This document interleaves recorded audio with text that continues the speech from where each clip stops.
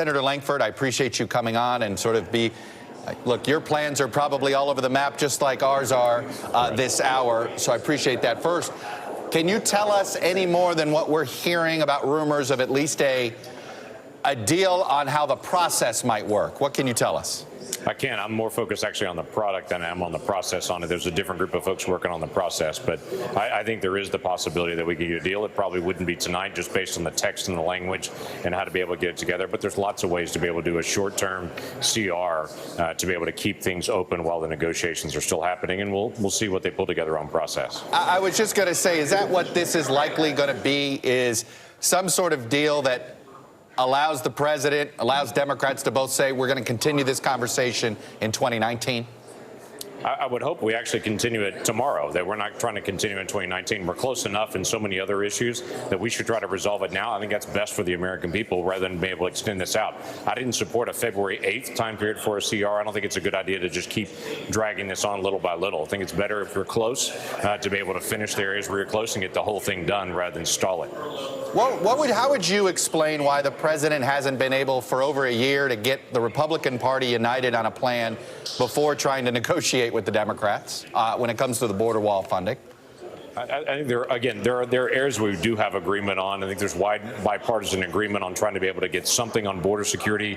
When you go back to the Senate proposals on our appropriation bills, there's $1.6 billion in there for border security that could include any kind of fencing, anything like that. But there's a wide agreement. We need to do some things on border security. There's obviously the president wants to do a lot more. Originally, the president requested $1.6 billion at the beginning of this year for border security. That's what the Senate included. That's what we were going to do oversight on. The $5 billion is a larger number, but clearly there are a lot of things that can be done and should be done along the border, whether that be ports of entry, whether it be other areas where there's already needs that are out there.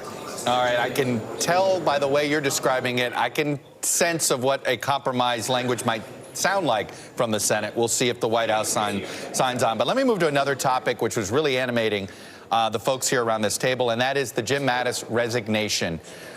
There seemed to be a lot of concern from many of your colleagues in the United States Senate about not just him leaving, but the letter he wrote explaining why he decided to leave. Where are you on this?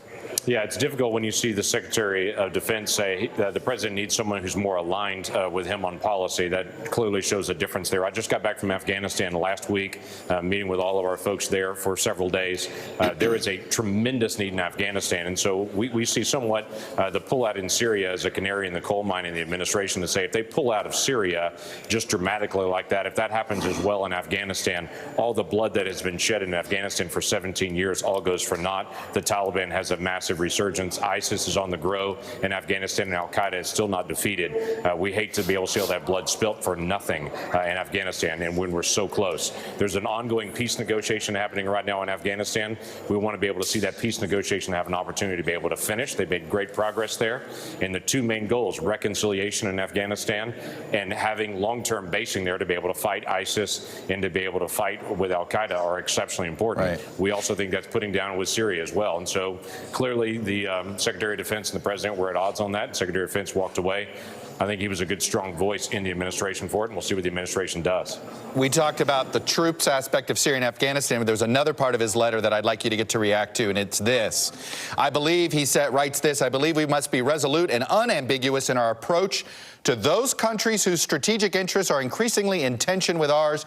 It is clear that China and Russia, for example, want to shape a world consistent with their own authoritarian model, gaining veto authority over other nations' economic, diplomatic, and security decisions to promote their own interests at the expense of their neighbors, America, and our allies. Senator, when you read that, that is essentially the Secretary of Defense saying the president doesn't share the same vision of American foreign policy broadly that every president has since Harry Truman. Well, I'm not sure that's fully borne out in every area. That's borne out in some of the defense areas. Obviously, in the back and forth with Turkey, I have a real concern on Turkey. I've expressed that loud and clear over and over again of the direction Turkey. The Turkey that we're dealing with now doesn't seem to be the same Turkey we were dealing with a few years ago. Erdogan's taken in a very different direction in their outreach to Russia. What the president has pushed on is areas of trade, like with China. He's done a lot more push in that area and less so on the military side.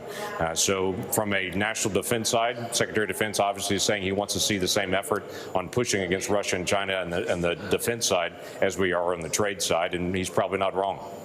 Are you at all concerned about the reporting that indicates Secretary of State Pompeo and Secretary of Defense Mattis had specific talking points for the president in his phone call with the Turkish president, Erdogan, that said, the whole goal was to get Erdogan to back off his attempts to basically go after the Kurds in northern Syria.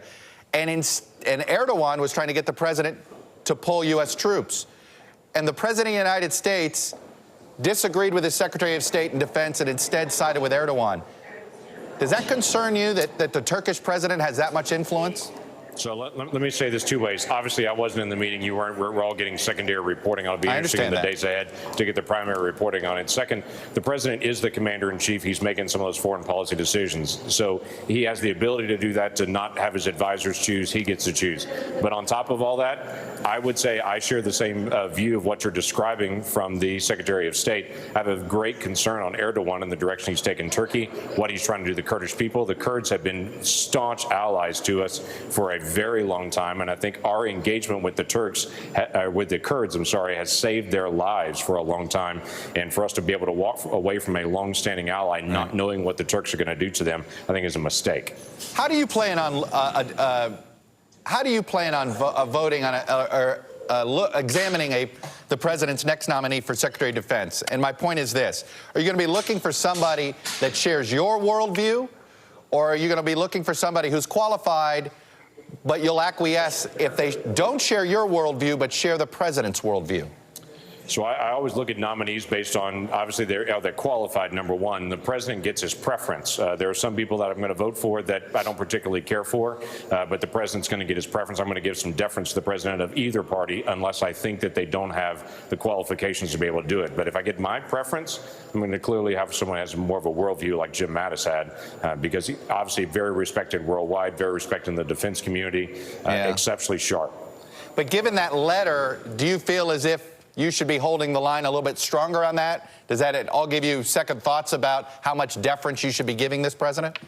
So I would say only watching some of the other nominees the president has around him, like Mike Pompeo, I have a lot of trust for. Very sharp, good, solid leader, does his homework, very knowledgeable on the issues. Gina Haspel from the CIA. We can go on and on and on with some very qualified people that are around the president. He continues to pick very qualified people. I think we'll be in good shape.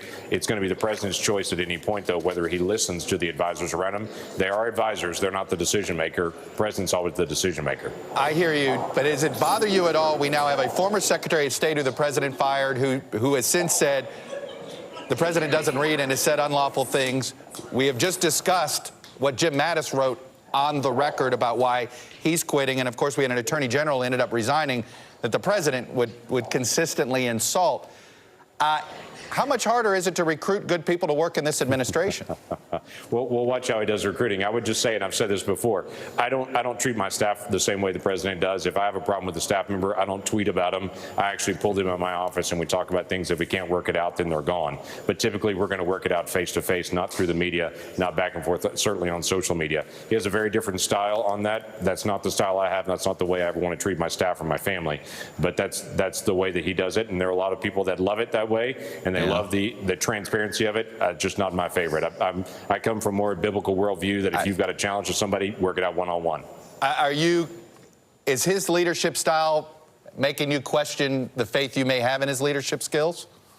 I would tell you only as I watch things like the trade proposals, it does concern me with trade. He has said over and over again, trust me, we're going to get the hard things done on trade.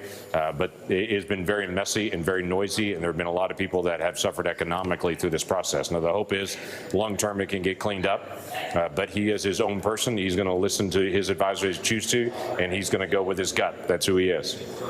Senator James Lankford, Republican from Oklahoma. I think I speak for everybody that works in Washington.